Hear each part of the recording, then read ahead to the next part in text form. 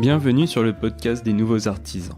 Je suis Édouard Poisson et je suis développeur web au sein de l'agence Belle Époque que j'ai créée. À travers ce podcast, j'irai à la rencontre de véritables passionnés qui font le web. Vous découvrirez leur parcours, leurs projets, leurs valeurs et leurs anecdotes. Ce podcast a plus largement vocation le partage de nos connaissances pratiques du digital.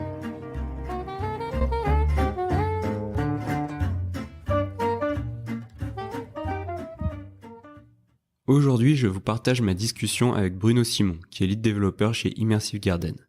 Alors, Immersive Garden, c'est un studio de production digitale qui est très souvent primé pour la haute qualité de ses réalisations. Avec Bruno, on discute des projets sur lesquels il a travaillé à Immersive Garden, comme le site Orano ou The New Mobile Workflow. Il nous explique certaines techniques qu'il a pu utiliser sur les sites qu'il a développés. Il revient aussi sur comment il s'est formé à des technologies avancées. On discute aussi de sa vision de la formation, car il donne des cours à l'école web éthique. C'est un épisode très intéressant et très riche qui, je l'espère, vous plaira. Je vous laisse le découvrir. Bonne écoute. Comme on était de la même promo. Ouais, ça faisait longtemps. Ouais, ça faisait un petit moment. Donc, est-ce que pour commencer, tu veux bien te présenter, s'il te plaît ? Ouais, alors du coup, je m'appelle Bruno Simon, je suis actuellement lead développeur à Immersive Garden. Mon parcours, c'est que juste après le bac, du coup, j'ai fait éthique. C'est là où on s'est rencontrés, même si je crois que toi, t'es arrivé en 3e année, c'est ça ? Ouais, c'est ça. Ouais, moi, je suis arrivé directement en première année, donc c'est un cursus sur 5 ans. J'ai fait, du coup, les 5 années. Bon, peut-être pas rentrer tout de suite dans les détails de éthique, tout ça, je pense qu'on va en parler peut-être après.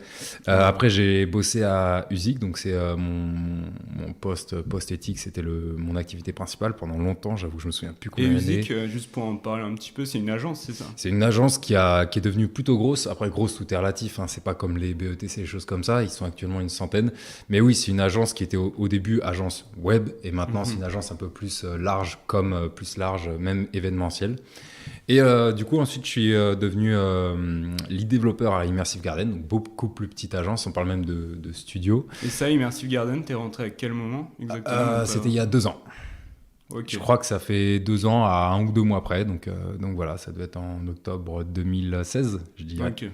Voilà, où je suis devenu donc lead développeur et en même temps développeur créatif. Donc pareil, je pense que je rentrerai dans le détail après. Ouais. Sinon, je suis aussi intervenant du coup à éthique, donc l'école justement où j'enseigne. Ouais, éthique, juste pour en parler 2 secondes. Enfin, pour déjà que si vous connaissez pas, c'est une école qui fait du web en fait de manière générale, c'est ça ? Ouais, on peut même dire maintenant du digital. C'est vrai qu'à notre époque, on faisait quasiment que du web, ouais. mais maintenant c'est devenu beaucoup plus large. Les technos vues sont plus larges, les techniques etc. sont beaucoup plus larges, donc on parle plus même de digital. Je sais pas si tu as vu d'ailleurs, mais la formation a complètement évolué. Ouais. Ça a permis. Bah, de toute façon d'ailleurs, t'as un stagiaire qui vient de la formation web. Qu'est-ce que c'est que la formation web ? Il y en a qui savent même pas de notre génération, il y en a qui savent même pas. Ouais, c'est du nouveau tout ça. Ouais. Et sinon, je suis aussi du coup freelance. Ça, c'est les activités un peu à côté. Voilà. Ouais. Ok, bah c'est cool. Bah t'as pas mal de casquettes. Ouais. C'est intéressant. Et justement, par rapport au développement, t'es tombé comment dedans ? Enfin, t'as commencé dès éthique ou tu t'es mis même avant ? C'était à éthique, et c'était même tard à éthique. Alors, je sais pas si on t'a déjà raconté comment c'était les premières et deuxième années à éthique, mais on développait quasiment pas. On avait commencé à développer en mi, voire fin de 2e année. Et en fait, le problème, c'est que les 2 premières années, avant, il n'y avait pas ça au sein de la formation éthique. Et ma promotion, c'était, qui est du coup ta promotion ensuite quand tu es arrivé en H3, c'était la première promotion à faire les 2 premières années, donc post-bac. Et même si on apprenait des tas de choses, faut avouer qu'avec du recul, c'était pas idéal. Ça a énormément évolué. Bah, d'ailleurs, c'est pour ça même que je donne des cours et je vois comment ça évolue avec le temps. Même je participe à cette évolution. Mais en fait, on développait pas. On faisait un peu de design, mais du design vachement orienté print. Il y avait des bases, mais bon, c'était pas encore ça. Et le dev, on commençait à voire fin de la 2e année. Et à la base, moi, je pensais être juste designer. Mais designer, c'est très cool. D'ailleurs, je suis en ce moment plutôt dev créatif, ce qui implique des notions un peu artistiques, un peu de design. Mais il y a une énorme frustration que j'avais en design, c'était qu'il y a 1000 façons d'arriver à un résultat qui dépendent de 1000 facteurs, qui s'adressent à beaucoup de personnes, à la fois le client. Dans le cadre d'un site, tu t'adresses au client, tu t'adresses aussi au visiteur. Normalement, ça devrait être le visiteur, mais le client, il a toujours son mot à dire. Les autres dans l'équipe, ils ont leur mot à dire. Toi, tu n'es jamais totalement satisfait parce qu'il y a une infinité de combinaisons de design. Et les devs aussi, ils ont à Moi, je trouve que c'est moins le cas, même si ça, comme un peu tous les métiers du genre, ça part un peu dans tous les sens. Donc oui, on rentre un peu dans ce cadre-là, mais je trouve beaucoup en design, alors que le dev a un côté beaucoup plus logique qui m'attirait beaucoup plus finalement. Ouais. Donc c'est pour ça que... Toi, ce qui t'a intéressé en fait au début, c'était plutôt la logique et le côté un peu mathématique. C'est ça, ouais. Il y avait quelque chose de très logique qui rendait la chose très agréable. Et l'autre truc qui m'a motivé, c'est que quand on fait les designs, alors on est créateur de quelque chose, mais on ne crée pas le produit final. Les utilisateurs, ils vont pas naviguer sur des maquettes, ils vont naviguer sur un site. Et moi, ça me plaisait de créer quelque chose. Et encore même, je trouve que dans le web, il y a une certaine frustration que beaucoup de développeurs finissent par avoir, c'est le fait de ne pas créer quelque chose de tangible. C'est quelque chose qu'on voit, quelque chose qui est digital, c'est déjà pas mal. Mais déjà, je trouve que ça résolvait beaucoup, déjà ce problème que j'avais de créer quelque chose. Et je l'avais beaucoup plus en faisant du dev qu'en faisant du design. Et avant d'intégrer éthique, cette notion de création, elle te plaisait déjà ou non Alors, avant d'attaquer éthique, tout ce que j'avais fait, c'était, je crois, un Joomla à l'époque. Il y avait, maintenant, on parle tous de WordPress. Quasiment tout le monde connaît WordPress, mais avant, il y avait d'autres CMS, ça s'appelle. Et j'avais juste testé un peu Joomla et j'avais touché au CSS et je trouvais ça très dur. C'était mon niveau. Voilà. Et première analytique, ça n'a pas trop évolué, sauf moi. Au-delà du développement, il y avait d'autres choses qui te plaisaient justement et qui nécessitaient de la création. Non, à cette époque-là, pas particulièrement. Pour tout dire, moi, au moment du bac, j'étais un flemmard qui savait rien faire. Vraiment, parce que on nous disait qu'il faut avoir de bonnes notes, etc. On ne sait pas ce qu'on veut faire de notre vie, et je trouve que c'est un peu même le souci avec l'éducation de façon générale. Et je savais même pas pourquoi je devais avoir mon bac, je savais pas ce que je voulais faire après, jusqu'à ce que je découvre éthique. Et là, je me suis dit, mais ça, c'est trop bien, je vais bosser dans le digital. Nous, à notre époque, je sais pas si tu te souviens, mais quand on était jeunes, bosser pour des sites, c'était quoi? C'était être webmaster, c'était ridicule, c'était limite la honte. Du coup, il est tout le temps sur son ordi et tout, et c'était l'image qui était véhiculée. Aujourd'hui, ça n'a rien à voir, tu vois. Mais du coup, j'envisageais pas de bosser là-dedans, et j'avais vu D'ailleurs, pour l'anecdote, j'ai jamais su comment j'ai découvert éthique. C'est-à-dire qu'un jour, j'avais fait je sais plus, je crois un salon des métiers ou un truc comme ça, et je rentre chez moi, je savais toujours pas ce que je voulais faire, il y avait aucune école qui me plaisait, et là je vois par terre un prospectus pour éthique qui traîne, j'ai aucune idée de comment je l'ai récupéré, ça se trouve c'est un éthicien qui me l'a glissé dans mon sac ou un truc comme ça, et je me suis dit, mais c'est pas mal le prospectus, je me souviens, avec un vieux design à l'époque c'était stylé, mais aujourd'hui on rigolerait, je me suis dit, c'est cool, et c'est grâce à ça que j'ai découvert éthique, comme quoi ça se joue vraiment à rien, mais avant ça je faisais pas grand chose, un petit peu de 3D, je crois que c'est à peu près tout. Ah ouais. Ouais. Bon, c'était assez triste. Hein. Il y a eu du chemin, hein. mais c'était assez triste. Et justement, par rapport à ça, au niveau, quand t'as démarré avec des tutos sur Internet. Parce qu'au début, il n'y avait pas beaucoup de documentation à l'époque, justement. Ouais, c'est clair que c'est. Peu de documentation et je sais pas justement par ça, quel bout tu t'y es pris et comment. Ça a beaucoup évolué. Comme tu le dis, à l'époque, il n'y avait pas beaucoup de tutos, notamment. On bossait avec le site du zéro. Ouais, c'était qui est aujourd'hui beaucoup moins une référence, même s'il y en a encore qui apprennent comme ça. Et d'ailleurs, c'est un gros avantage que je présente toujours à mes étudiants, c'est que je leur montre un peu ces sources avec lesquelles on peut apprendre. Aujourd'hui, c'est beaucoup mieux. À l'époque, malheureusement, il fallait tester et fouiller dans le code des autres. Et c'était plus facile parce qu'avant, les codes étaient beaucoup plus faciles à vérifier, à fouiller dedans, déminifier, voire c'était jamais minimifié. Le code était lisible, vraiment, il suffisait d'ouvrir le fichier pour voir le code. Et moi, j'ai appris comme ça, donc peu de tutos parce qu'il n'y avait pas de bons tutos en fait. C'est ça. Évidemment, on a eu des intervenants en web. Je ne sais pas si tu te souviens, il y avait Rachid Gassempouri, François Pumir, etc. On faisait même du Flash à l'époque avec lui. Ouais, c'est vrai qu'on faisait du Flash. Nous, on est de la génération du Flash. On est la génération qui a connu la fin du Flash, donc c'est assez malheureux. Mais c'est dur. On a appris un truc. C'est pas pour rien. En tous les cas, apprendre un truc, ça sert toujours. Ça nous a donné des notions de base qu'on pouvait réutiliser après. Mais c'est vrai qu'on est la génération qui a connu la fin du Flash. Du coup, on avait ces profs-là qui nous apprenaient 2-3 choses, mais même un paquet de choses. Mais ça peut pas suffire. Le reste, je l'ai appris vraiment en testant et en me foutant dans la merde avec genre un client qui veut un truc. Oui, je sais pas comment faire. Je me débrouille, c'est bon, j'ai appris à le faire et on l'applique. Donc au final, c'était ça. Ouais. Et tes premiers projets, justement, c'était quoi? C'était plutôt des projets. Au début, tu t'es mis sur des projets perso où tu t'es fait un peu kiffer, on va dire. Ouais. Ou t'as commencé avec des projets. Client. Non. Comme je pense tout amateur qui se respecte, j'ai commencé avec des... tu sais, on veut toujours créer son blog à l'époque, des trucs comme ça, ou son site en rapport avec, un jeu vidéo, un truc comme ça. Et j'avais commencé avec effectivement le blog Joomla que j'avais fait avec un ami. Je sais plus c'était quoi le sujet. Mais après, j'ai fait un autre blog avec un ami que pareil, on développait avec WordPress cette fois-ci, où c'était en rapport avec du motion parce que je trouve ça sympa le motion. Et du coup, on expérimentait tout seul. Et puis après, c'était plus des petits jeux. Vraiment, c'est là que j'ai un petit peu appris. C'était le fait de développer des petits jeux de plateforme, des choses comme ça qui étaient ridicules, mais ça permettait d'avoir une certaine logique. Et ensuite, avec beaucoup de crainte, le client qui te contacte et je veux un site, j'ai 400 €, un truc comme ça, tu vois. Oui, c'est bien 400 €. Et là, c'est parti, on y passe des semaines pour 400 €. Mais ce qui est intéressant, c'est que tu as quand même commencé rapidement avec l'animation et le côté interactif, c'est quelque chose qui te plaisait dès le début, en fait, au final, non ? Ouais, oui et non, parce que moi, ça m'a plu parce que faire des sites, tu veux dire, vraiment très animés, très visuels. Parce que nous, justement, comme on l'a dit tout à l'heure, c'est qu'on a fait du Flash. Et là, c'était beaucoup plus facile de faire de l'animé, du visuel. Mais à l'époque, tu sais, il n'y avait pas trop HTML5, CSS3, c'était pas évident. Faire des animes, il fallait utiliser des techniques jQuery, des choses comme ça. Ou alors des nouvelles propriétés CSS toutes préfixées, toutes bizarres, qui marchaient qu'à moitié, mais pas partout.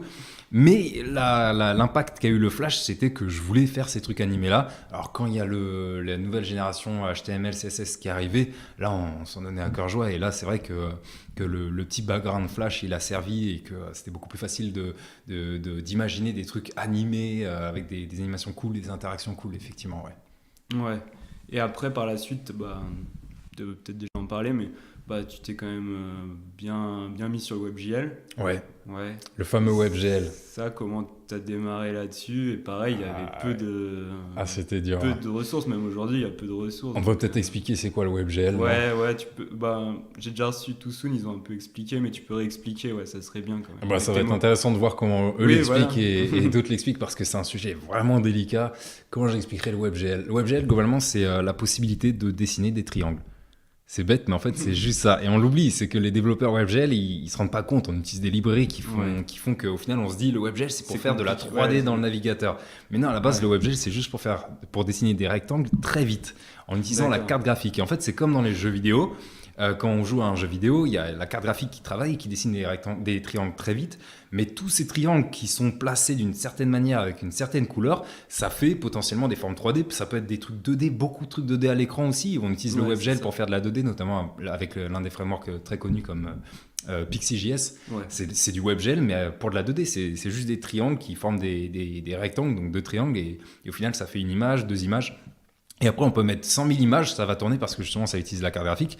Et on l'utilise donc beaucoup pour la 3D parce que les triangles, une fois que tu les places d'une certaine manière, avec une certaine couleur qui s'applique sur ces triangles-là, ça fait de la 3D. Et si tu en places suffisamment, tu obtiens suffisamment de détails, tu peux avoir des visages en 3D, des vaisseaux spatiaux, des trucs comme ça. Évidemment, le WebGL natif, c'est une horreur. J'ai déjà testé, c'est très très difficile. Mais nous, on a à disposition dans le web une librairie qui est vraiment géniale, c'est Three.js. Il y en a d'autres, il y a d'autres librairies qui le font, mais moins bas niveau ou parfois plus bas niveau. Bref, Three.js, c'est vraiment la librairie de référence. Il y en a, beaucoup de gens disent, ils sont développeurs WebGL, ils savent faire que du Three.js. C'est plus ou moins contestable. Disons qu'il faut au moins bien le maîtriser et même en profondeur pour développer ce qu'on appelle ses propres shaders. Là, ok, on peut considérer que ce sont des développeurs WebGL, mais je me suis un petit peu perdu dans l'explication. Mais ouais, globalement, le WebGL, au final, dans la majorité des cas, on l'utilise pour faire de la 3D dans le navigateur et avec de bonnes performances. C'est-à-dire qu'on peut avoir des milliers et des milliers, voire des millions de polygones pour peu qu'on optimise un petit peu et que ça fonctionne. Et du coup, on peut avoir des modèles très détaillés avec beaucoup d'interactions, beaucoup d'effets et de choses comme ça. Et du coup, effectivement, je me suis spécialisé là-dessus. Vraiment par envie. Moi, j'avais cet attrait pour le jeu vidéo. Moi, je joue beaucoup aux jeux vidéo. Moi, aujourd'hui, évidemment, mais à l'époque, je jouais énormément aux jeux vidéo. C'est pour ça que j'ai failli... en ce moment, c'est Battlefield. Je suis un peu dans l'action, on va dire. Mais il y a eu du Rainbow Six, Battlefield, Call of Duty et tous les trucs comme ça. Et moi, ce qui me plaît, c'est de pouvoir un peu créer ça dans le web. Et en plus, ça le rend le truc plus accessible. Un jeu vidéo, c'est très difficile de sortir un jeu vidéo. C'est des années de boulot, même en tant qu'indie game. Mais un petit truc WebGL sympa, alors pas au au point que ce soit un truc profond avec un scénario, etc. Mais juste une petite expérience sympa 3D, un peu interactive, jeu vidéo. En web, c'est déjà beaucoup plus accessible. Et ça, je trouve ça cool. C'est-à-dire que tout seul, un développeur WebGL peut faire un jeu vraiment qui est attractif, qui est amusant. Et moi, c'est ce qui m'intéressait beaucoup. Et effectivement, c'était très difficile car à l'époque, et aujourd'hui c'est même quasiment encore le cas, il n'y avait pas de formation WebGL. On n'avait pas de prof qui nous apprenait le WebGL parce que ils ne savaient pas, ils n'étaient même pas de cette génération-là. Le WebGL est assez récent. Ça fait que depuis quelques années que c'est vraiment répandu. Et du coup, j'ai appris vraiment en regardant des codes, en fouillant, en galérant. Et j'apprends encore aujourd'hui. Je ne suis vraiment pas un spécialiste WebGL, même si comparé à des gens qui débutent dans le web, forcément, ils vont dire « Ah, c'est un développeur WebGL trop fort ». Mais non, même pas. J'ai encore plein de choses à apprendre dans le WebGL. De toute façon, je pense que tout le monde a des choses à apprendre, quel que soit son niveau. C'est vrai. Et si la personne pense que non, il faut peut-être qu'elle se remette en question. Mais ouais, sauf que là, en ce moment, je trouve que ça commence à se multiplier. Je commence à trouver pas mal de sources WebGL. iTic, à mes élèves, on fait du WebGL. Pas énormément. On en fait pendant... l'année dernière, c'était pendant 4 heures, si je dis pas de bêtises, 3 ou 4 heures. Et justement, pourquoi tu leur apprends du WebGL? Tu trouves qu'il y a Parce que je veux que, dans tout cas, moi, à la limite, là, je pourrais répondre à la question de pourquoi je donne cours à iTic. C'est pour leur créer des vocations. C'est vraiment leur créer des vocations. Ça se trouve, ça va pas leur plaire. Ça se trouve, ça va leur plaire. Comme moi, quand j'ai découvert le dev, je me dis, c'est trop bien. Et si j'avais pas eu, je sais pas, un moment où il y a un prof qui a montré, on peut faire ça, ça se trouve, j'aurais jamais approfondi le sujet moi-même. Du coup, je leur montre du WebGL parce que, 1, c'est d'actualité. 2, ça permet de faire des trucs complémentaires parce que si le client, il veut un truc immersif, etc., autant utiliser du WebGL si possible. Et 3, parce que ça se trouve, ce sera leur vocation. Ils vont se dire, mais c'est trop bien, je vais faire ça. Et j'ai plusieurs de mes élèves qui se plongent à fond là-dedans et qui commencent à avoir un niveau de malade. Et c'est exactement ce que je veux, créer une vocation. Ça te plaît pas, c'est pas grave, tu as essayé, tu trouveras une autre vocation dans un autre domaine, il n'y a pas de souci, quoi. Et c'est le but, c'est le but de créer des vocations. Et là, on parle beaucoup de WebGL, mais tu fais aussi du web classique et tu maîtrises, et tu maîtrises d'autres sujets. Justement, qu'est-ce que tu maîtrises d'autres, des frameworks JS, ça, c'est un sujet très intéressant. Les frameworks JS. Nous, quand on a démarré le web, le jQuery. C'était ça. Et il y avait un souci, c'était que les développeurs web, ils faisaient du JS, mais en fait, non, ils faisaient du jQuery. Parce que le JS natif, c'était dur, c'était pas évident. jQuery, qui était une librairie plus ou moins lourde, qu'il fallait charger, permettait de grandement simplifier les choses. Mais en fait, les développeurs ne savaient même plus faire du JS, ils faisaient du jQuery, ce qui était un peu dommage. Et moi, j'ai fait partie de cette génération-là. Au final, j'ai mis de côté jQuery, j'ai appris à tout faire sans jQuery. De toute façon, jQuery est mort aujourd'hui avec le JS qui s'est amélioré, c'était bon. Et aujourd'hui, on a exactement le même problème, c'est avec les nombreux frameworks et les nombreuses librairies qui simplifient la tâche. Il y en a qui se prétendent, qui prétendent maîtriser le JS, mais tout ce qu'ils savent faire, c'est l'un de ces frameworks un peu connus de data mining, c'est par exemple du React. J'en ai vu qui pensent être bons en JS, mais qui ne savent quasiment rien faire en JS, sauf du React. C'est dommage, ils passent à côté de quelque chose. Des fois, on va leur demander, j'ai besoin d'un petit site pour une boutique, etc., ou pour, présenter une collection de n'importe quoi. Et ils vont tout de suite faire du React, alors qu'effectivement, il n'y a pas forcément besoin d'utiliser React. Du natif aurait été beaucoup plus simple, beaucoup plus maintenable, etc. Donc, moi, je maîtrise beaucoup de ces choses-là parce que je m'y suis intéressé, parce que j'ai fait l'erreur de m'engouffrer un peu trop dedans et de m'enterrer un peu dans ces technologies-là, mais j'essaie quand même, dans la mesure du possible, de pas trop utiliser des technologies trop surcouches. J'essaie de rester le plus proche du natif, ce qui permet d'avoir de meilleures performances, un meilleur contrôle du code, de la meilleure maintenabilité, un site plus léger, etc., etc. Et au final, c'est tout bénef, c'est juste qu'il faut avoir plus d'expérience. Après, j'ai rien contre toutes ces librairies, etc. Et du coup, moi, je maîtrise tout ce qui est JS orienté objet, je fais tout ce qui est animation CSS. J'ai une bonne compréhension de comment fonctionne le navigateur. Ça, c'est bête, mais d'ailleurs, ça, je l'apprends à mes élèves. Mais mieux on comprend le navigateur, mieux on va optimiser toutes les animations. On évite de tenter de rajouter des animations qui changent par exemple la couleur d'un background, etc. Ça marche bien sur l'ordinateur du développeur qui a un ordinateur qu'il a acheté peut-être il y a 1 ou 2 ans. Ok, il est assez performant, mais alors les petits ordinateurs qui ont quelques problèmes de performance, ils vont jamais réussir à faire tourner. Alors que si on comprend à maîtriser un petit peu comment fonctionne le navigateur, on saura comment optimiser ce truc-là. Et du coup, j'ai tout un cours dédié à l'optimisation par rapport au fonctionnement du navigateur et j'interroge mes élèves là-dessus, genre les étapes de rendu du navigateur. navigateur, layout, style, paint, composite, etc. Pourquoi ça marche plus rapidement, comment faire pour utiliser plutôt cette étape-là qui fait que c'est plus performant. Et le but au final, c'est d'avoir des sites qui tournent à 60 fps. Et là-dessus, je pense que je me débrouille plutôt bien, même si dès que c'est pas le cas, je suis terriblement déçu. C'est que mes sites tournent en général assez bien. Après, par exemple à Immersive Garden, on fait des sites vraiment ultra poussés. Et des fois, le designer, il dit « Ah là, j'aimerais avoir ça ». Je fais « Ok, je peux le faire ». Et là, je le fais. Et là, ça rame. Et là, c'est un combat très désagréable et très long d'optimiser le site, de garder la feature, mais sans la dégrader pour que ça puisse mieux tourner et d'aboutir à un truc qui tourne à 60 fps. Idéalement, c'est ça. C'est le site qui tourne à 60 images par seconde. Peut-être on peut en parler déjà, mais sur le dernier, le site Orano là, que tu as fait avec Immersive Garden, justement, j'ai cru comprendre qu'il était vraiment, vous aviez mis vraiment le paquet sur l'optimisation. Ouais, c'est ça. Orano, c'était vraiment un de mes sites préférés. Hein. Régulièrement, ça change. Tous les ans, j'ai un nouveau site préféré. C'est normal, après, je fais des trucs que j'aime bien. Orano, de toute façon, il y aura le lien du coup dans la description. C'est un site qu'on a sorti il y a pas si longtemps avec Immersive Garden, où c'est par rapport à Orano, donc une nouvelle branche de Areva, si je dis pas de bêtises, avec donc du WebGL dedans, évidemment. Et effectivement, on a mis le paquet sur les performances parce que dans tous les cas, on met le paquet sur les performances. C'est juste que là, on m'a simplement laissé beaucoup de temps vraiment pour bosser sur ce site-là. T'as pris combien de temps c'était combien de temps à peu près Attends, ça je savais parce qu'on me l'a demandé il n'y a pas si longtemps. Je crois que ça a mis 4 mois, pas à temps plein, seul. Voilà. Ouais, ça va encore. Je pense à temps plein, il faut compter un tout petit peu moins de 3 mois juste en développement. Ouais, par rapport à tout ce qu'il y a dessus. Ouais, par rapport à tout ce qu'il y a dessus, c'est raisonnable. Ouais, c'est ça. Après, on a fait des sites qui ont duré plus longtemps, on a fait des sites qui ont duré moins longtemps. Mais en fait, ça a duré un petit peu longtemps parce que justement, en fait, on a sorti une version pour le client qui avait un événement. Il fallait sortir le site à telle date, c'était très important parce qu'il lançait son plan de com, etc. On a sorti un très bon site, le client était super content. Et ce qui s'est passé, c'est qu'on a continué de bosser dessus. Ce qui est un peu une de nos philosophies à Immersive Garden, c'est qu'on fait les sites vraiment au top, quitte à y passer plus de temps. Et en ce moment, c'est assez désagréable à faire, mais on le fait assez souvent, c'est qu'on sort une version pour respecter les deadlines du client. Il a besoin du site, il a besoin de pouvoir communiquer dessus. Ok, on va faire ce qu'il faut, on sort un bon site, et ensuite, on continue de bosser dessus.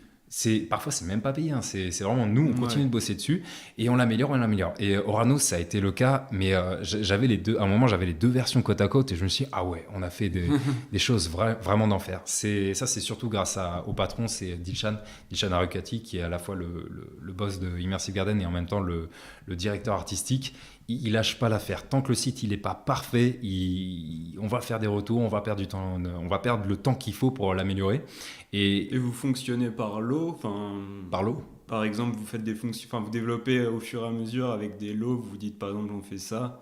On fait, je sais pas, quelque chose qui est un peu fonctionnel. Après, on rajoute une nouvelle fonctionnalité. C'est ça ou c'est par lot plus par version. C'est-à-dire que c'est pas non plus un site modulaire. C'est que à un moment, si on se rend compte que la deadline est dure à tenir, on va dire ok, on va te livrer ça, et ensuite on lui livre une V2 et en général ça s'arrête là. Sauf si le client par la suite il veut faire évoluer son site, ce qui peut arriver parce que sa clientèle il s'est rendu compte qu'il avait peut-être mal visé ou parce que je sais pas, son entreprise évolue. À ce moment-là, oui, mais ça fait l'objet d'un nouveau projet par-dessus, et voilà, c'est ça. Donc c'est ça. Mais donc c'est plutôt des versions genre V1, V2, et ensuite en général c'est fini. Et là ça a été le cas donc avec ce site, et d'où le fait que j'ai passé pas mal de temps dessus. Après, au niveau des optimisations, donc c'est vrai qu'il y a de belles animations. J'ai le site sous les yeux, j'avais complètement oublié les trucs que j'avais pu faire dessus. Je me souviens, il y avait une optimisation qui était marrante, c'est que quand on arrive sur le site, pour décrire un petit peu, c'est qu'il y a un espèce de terrain, un terrain un peu en fil de fer.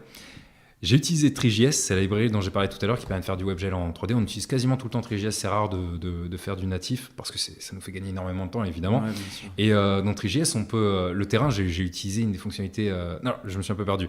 L'effet wireframe, Three.js permet de faire ça, mais en fait, ça dessine les triangles.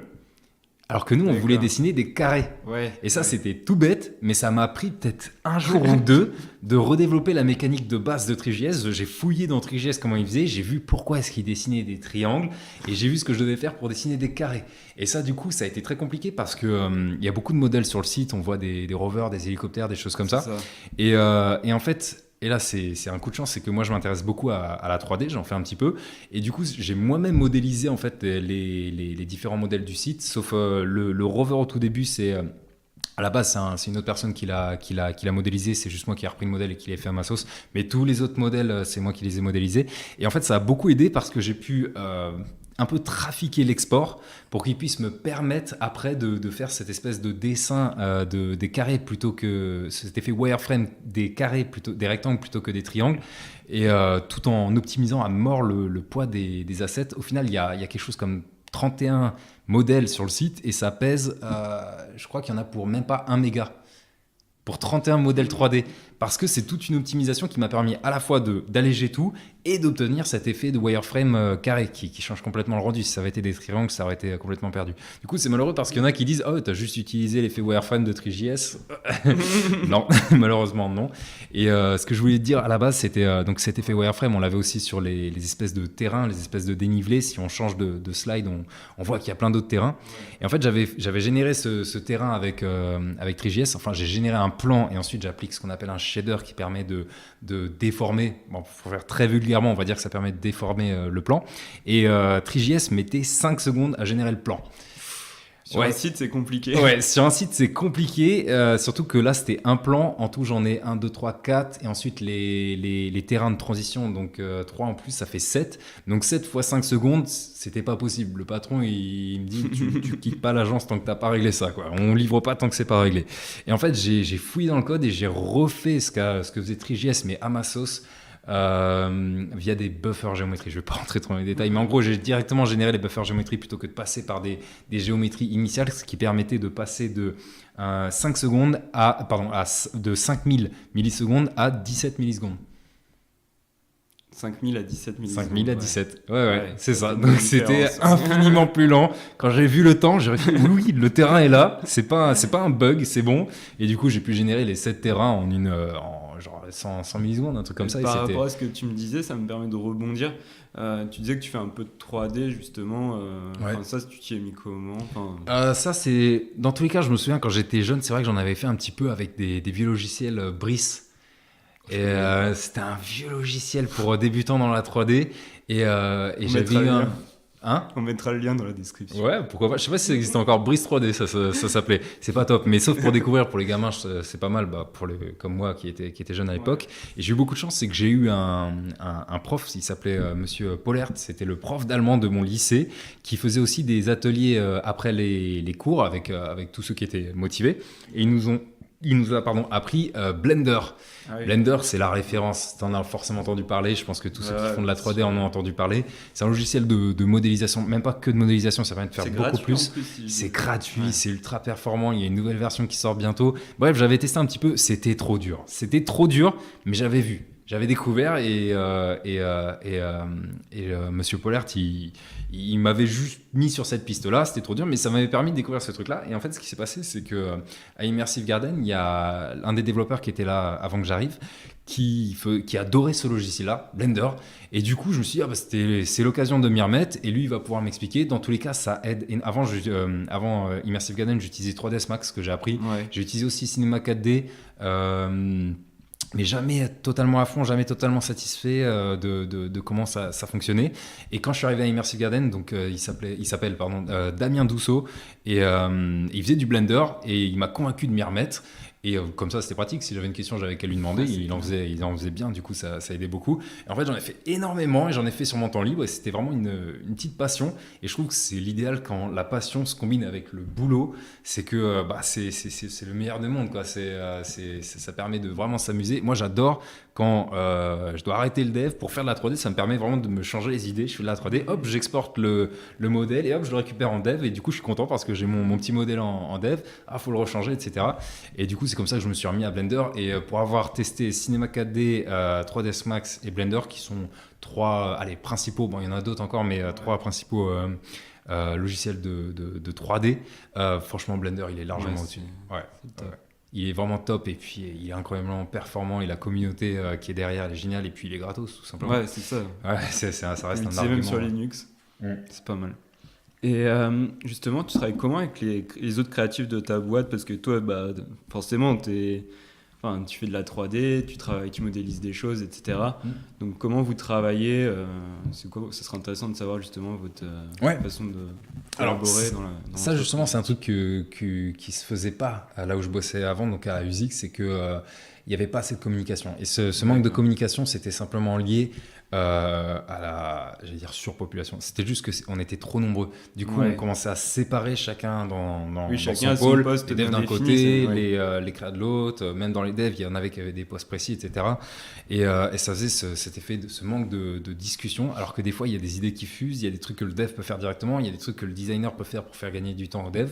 Et c'est l'une des raisons pour lesquelles je suis parti de cette boîte, que j'aimais bien quand même. Hein, mais c'était que il n'y avait pas cette cohésion dans les différents pôles, et c'est normal. Quand ça monte, quand il y a plus d'employés, plus d'intervenants, ça finit par donner ça. À Immersive Garden, c'est l'inverse, on essaie de garder en nombre restreint, et on est tous dans la même pièce, c'est une grande pièce, hein, on n'est pas les uns sur les autres non plus, mais on est tous côte à côte, et là en fait on passe notre temps à discuter, mais dès les premières réunions, dès les premières discussions, et il y a toujours ce moment où faut que tu demandes au dev, ou alors le dev qui passe à côté de l'ordinateur et qui se dit mais attends, ça j'ai déjà vu un truc un peu dans le même genre sur un autre site, on pourrait faire un effet un peu dans ce style là, etc. Et du coup dès le début on commence à discuter. Après, pour répartir les tâches, c'est le designer qui fait le design, hein, évidemment, mais c'est vrai que pour les modèles 3D, pendant un long moment les développeurs étaient plus orientés 3D, et du coup c'était nous qui faisions les modèles nous-mêmes parce qu'on aimait bien et parce qu'on savait faire. Mais ça c'était juste à un moment précis. Maintenant on prend des designers aussi qui maîtrisent tout ce qui est tout ce qui est 3D, donc malheureusement pour nous on fera moins de 3D. Oui, j'avais vu justement sur un site que vous aviez fait, c'est The Hunt of the Chester Cat, je crois qu'ils étaient partis, vous aviez donné les maquettes qui n'étaient pas en 3D, et c'est vous qui les avez modélisées en 3D. Ouais, non, c'est ça. La designeuse qui maîtrisait pas trop la 3D, mais elle avait une vision du truc, quelque chose qu'elle voulait transmettre et qui correspondait à ce que le client voulait transmettre aux visiteurs. Elle a fait cette espèce de maquette un peu mood avec des formes très simples qui donnait l'illusion de la 3D, mais au final c'est Damien Doussou, donc je vous ai parlé, qui s'est occupé de toute la modélisation. Il a respecté le style qu'elle voulait, elle a donné un peu des teintes, des lueurs, etc. Et lui, dans Blender, il a tout recréé. Il a ensuite utilisé la technique du baking qui consiste à appliquer la texture directement sur le modèle et à exporter cette texture, à appliquer tout ce qui était ombre et lumière directement sur le modèle et à exporter la texture, ce qui permettait d'avoir un site hyper optimisé. Pareil, on va vous mettre le lien dans la description. Et c'est le Cheshire Cat. Et ça, du coup, c'est lui qui s'est occupé de la modélisation en suivant le design de la designeuse finalement. Ouais, donc il y a vraiment une relation étroite. C'est ça, c'est exactement ça, qui permet d'aboutir à ce genre de résultat. Le site évolue beaucoup, c'est-à-dire que c'est toujours très différent des maquettes initiales. Ouais. Et ça, c'est important. Et le client, il vient nous voir en sachant cela, c'est-à-dire que le patron, il explique tout de suite aux clients il faut faire confiance, et les clients, ils sont d'accord, et c'est même pour ça qu'ils viennent, que le site, il va évoluer, que c'est pas gravé dans la roche, les maquettes, on les grave pas, hein, ça va évoluer, c'est juste des pixels, et on va se rendre compte ensuite en live que là, ce bouton, il marche pas trop, il faut le mettre ailleurs, ou ça, c'est l'animation, elle va pas du tout avec le reste, il faut la changer, et des fois, on fait des gros changements de direction. Et ça, c'est pas évident, et c'est un truc que j'ai très rapidement d'ailleurs imposé, mis en place et que j'impose aussi aux autres développeurs, c'est qu'il faut faire du code modulable, et il faut se dire qu'il faut, genre, une feature, ça se trouve elle va disparaître, ça se trouve elle va complètement changer, il faut que le code soit capable de s'adapter à ces demandes-là. C'est que il faut pas que si j'enlève une brique, hop, tout le site il bug. Non, il faut que je puisse enlever une brique, en rajouter une autre, et changer la navigation, et que ça continue de fonctionner, et que ça prenne pas des semaines de faire ça, quoi. Et justement, sur cette modularité, comment tu la mets en place ? C'est-à-dire que tu segmentes vraiment tous tes fichiers, c'est bien commenté, c'est bien commenté, évidemment, parce que même si on bosse tout seul sur le projet, lorsqu'on revient sur un vieux code, c'est toujours un petit peu dur de s'y retrouver. Donc c'est bien documenté, c'est tout ce qui est nomenclature. On utilise des techniques de code à plusieurs qui permettent de coder à peu près de la même façon, ce qui permet que s'il y en a un autre qui doit bosser dessus, il n'y aura aucun souci. Et s'il code différemment, hop, son éditeur le prévient, fais gaffe, ça normalement il faut pas l'écrire comme ça. Et ça vient aussi par rapport à l'utilisation qu'on en fait. Nous, on utilise Vue.js, qui est un framework de data binding, qui est l'un de ces frameworks que je critique un peu, mais qu'on utilise quand même qui est bien pratique. Pour les avantages. En fait, nous, on a aussi mis en place les solutions et dans tous les cas, on sait faire sans. C'est ça l'intérêt. Qui nous permet de faire très vite et de faire en composant finalement. C'est-à-dire que dans Vue.js, comme dans tout framework de data mining qui se respecte, c'est que c'est pas l'élément clé du principe de framework de data mining, mais c'est un composant en général très important.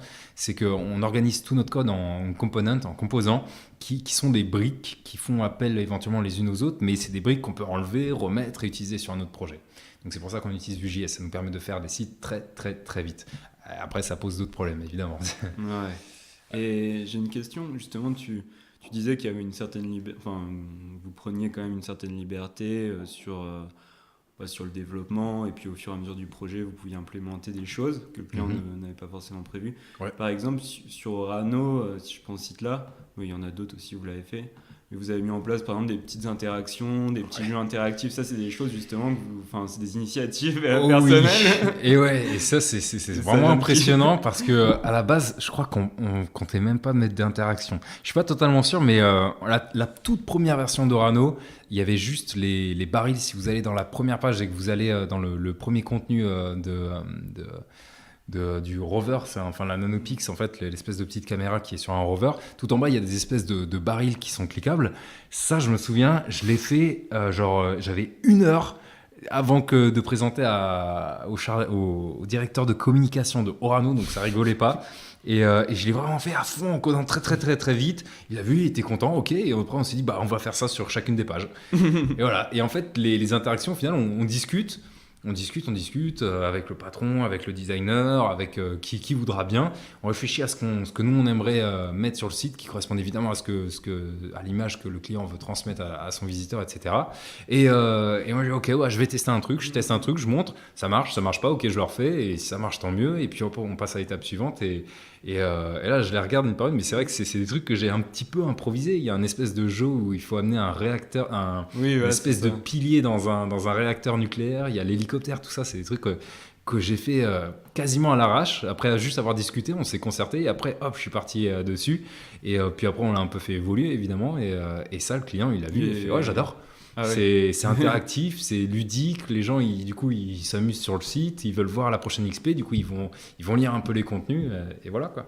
Et justement sur ces sortes de petites expériences, en termes d'optimisation, c'est pas trop compliqué ou ça va, au final tu arrives à bien le gérer pour la performance? Ouais, alors d'expérience oui, mais ça fait pas si longtemps que j'arrive à faire ces trucs-là sans avoir de soucis d'optimisation, parce que là c'est un bon exemple justement, on utilise Three.js. Mais derrière, il se passe plein de choses dont on n'a pas forcément conscience. Il y a beaucoup de cache, de gestion de la mémoire, etc. C'est assez compliqué. Heureusement, je maîtrise bien en fait le fonctionnement de tout ça. Du coup, je peux anticiper. Mais effectivement, il y a 1 an ou 2, ça, je l'aurais pas du tout aussi bien fait. Ça aurait ramé sur des ordinateurs peu performants. Et ouais, ça, c'est vraiment une partie qui est pas évidente. Notamment lorsqu'on combine tout ce qui est DOM, c'est-à-dire tout ce qui est interface HTML, donc c'est les boutons, etc., les textes, avec du WebGL, qui sont 2 choses qui sont au sein de la page, mais qui sont assez différentes quand même. Et ça pose de gros problèmes de performance. Et c'est des trucs avec lesquels on deal tout le temps, tous les jours. C'est une vraie angoisse, mais c'est très important parce qu'on veut des sites qui soient accessibles à tout le monde, quoi, au maximum. Et pour qu'ils soient accessibles à tout le monde, c'est par exemple au niveau des choses que tu mets en place, si quelqu'un a vraiment un vieil ordinateur, tu fais quoi?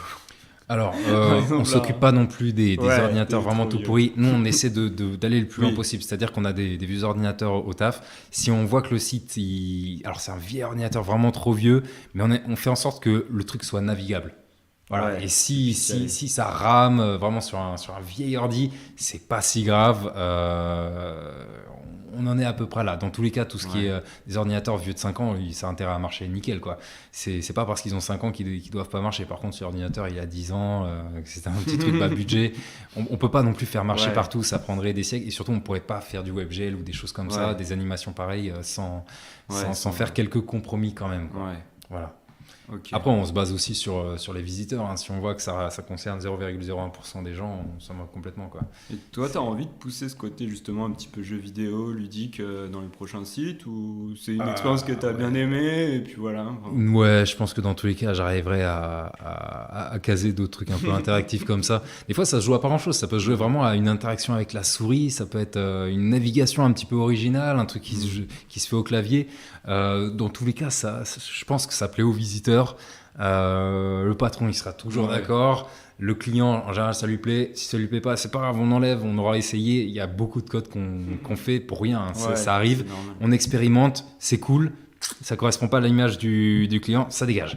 Ça marche pas, ça ralentit la navigation, ça dégage. C'est pas performant, ça dégage, donc ça arrive.